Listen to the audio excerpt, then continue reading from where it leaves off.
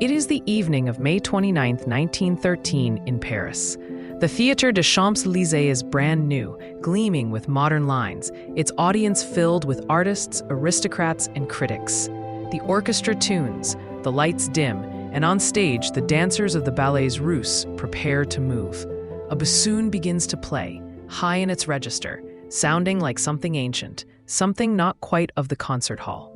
As the music unfolds, rhythms clash, harmonies grind. The dancers stomp instead of glide, and within minutes the audience is in uproar. Shouts, jeers, even fists fly. History will record this night as the riot at the premiere of the Rite of Spring. And the man behind it all, standing backstage, small, wiry, and defiant, is Igor Stravinsky. He is only 30 years old, and with this one work, he will redefine the very meaning of music in the 20th century. Stravinsky was born in 1882 in Oranienbaum, near St. Petersburg, the son of Fyodor Stravinsky, a celebrated bass singer at the Imperial Opera, and Anna Kolodowskaya, a woman of Polish descent with deep ties to tradition. From his father, he inherited discipline and a sense of theater. From his mother, a strong will and intellectual rigor. As a child, he studied piano, but his parents pushed him toward law, believing music to be too uncertain a career. Dutifully, he enrolled in law school, but music haunted him. He practiced, he composed in secret, and eventually, he sought guidance from one of Russia's greatest composers, Nikolai Rimsky-Korsakov. Rimsky-Korsakov recognized his talent and took him under his wing, tutoring him in orchestration and structure. Stravinsky learned not just technique, but also craft, the art of shaping an orchestra into a kaleidoscope of sound. His early works already displayed vivid colors and rhythmic vitality. But fate intervened when Sergei Diaghilev, impresario of the ballets russes, heard his music. Diaghilev was a genius at spotting talent, and he commissioned Stravinsky to compose a ballet. The result, in 1910, was The Firebird. The Firebird was a sensation. Drawing on Russian folklore, it combined shimmering orchestration with driving rhythms, dazzling Paris audiences with its exoticism. Stravinsky became an overnight star. The following year, he produced Petrushka, another ballet that blended puppet theater, folk tunes, and modern harmony into a story both comic and tragic. But it was the Rite of Spring that catapulted him into legend.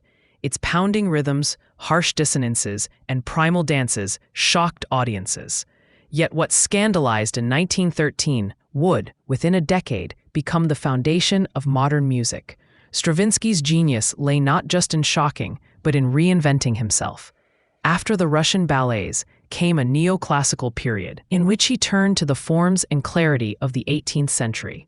Works like Pulcinella, inspired by Pergolesi, and the Symphony of Psalms, a stark yet radiant choral work, showed a different side of him, restrained, structured, austere, yet deeply moving. In these years he became a citizen of the world, living in Switzerland, then France, later the United States.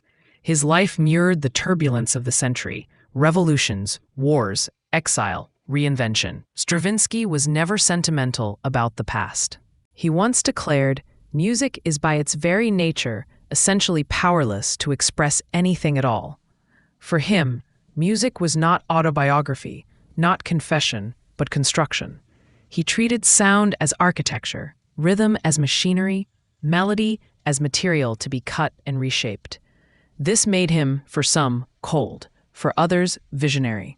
He resisted romanticism with its flood of emotions, preferring clarity, objectivity, rigor. Yet within his rigor lay enormous vitality, rhythms that electrified, harmonies that unsettled, forms that surprised. When World War II forced him to move to America, Stravinsky became a kind of elder statesman of modernism. In Hollywood, he mingled with émigrés, from Chaplin to Schoenberg, living in a modest house but carrying the aura of genius. He wrote works like the Symphony in C and the opera The Rake's Progress, inspired by Hogarth's paintings, which fused 18th century style with 20th century bite. He lectured, he conducted, he cultivated his image as the intellectual craftsman of music. And then, astonishingly, in his 70s, he reinvented himself yet again. Inspired by younger composers, he turned to serialism, the 12-tone technique pioneered by Schoenberg, whom he had once opposed. Works like Agon and Canticum Sacrum show Stravinsky applying his precise logic to this new system, proving that even in old age he could embrace the future. Few composers have shown such adaptability, such restless creativity, across so many decades. His personality was as complex as his music. He was witty, acerbic, proud, sometimes cruel, yet also charming and loyal to friends. He could dismiss entire schools of composition with a phrase, yet he admired talent wherever he found it. He was a man who loved tradition, but only as something to reshape, never to worship. He quarreled with fellow Russians, clashed with critics, but maintained his stature as one of the central figures of 20th century art. Stravinsky died in 1971 in New York, but at his request, he was buried in Venice, the city of his beloved Diaghilev. He rests on the island of San Michele, alongside other exiles and artists, his grave simple, yet often adorned with flowers from admirers. His influence is immeasurable. Without Stravinsky, the language of rhythm in modern music would be unimaginable. His work showed composers how to fracture time, how to juxtapose blocks of sound, how to treat the orchestra not as a background, but as a protagonist.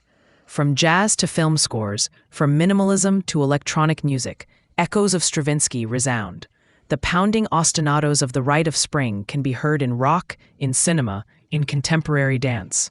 His neoclassicism paved the way for clarity after chaos. His late serial works proved that no style was beyond his grasp.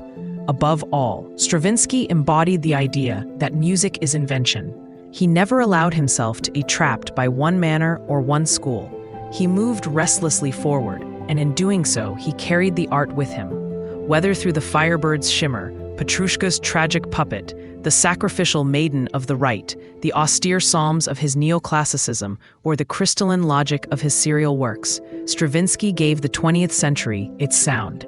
And so we remember him, not only as the man who caused a riot in Paris, but as the architect of rhythm, the chameleon of style, the craftsman of invention. Igor Stravinsky, the giant who taught us that music, like life, is not about expressing, but about becoming.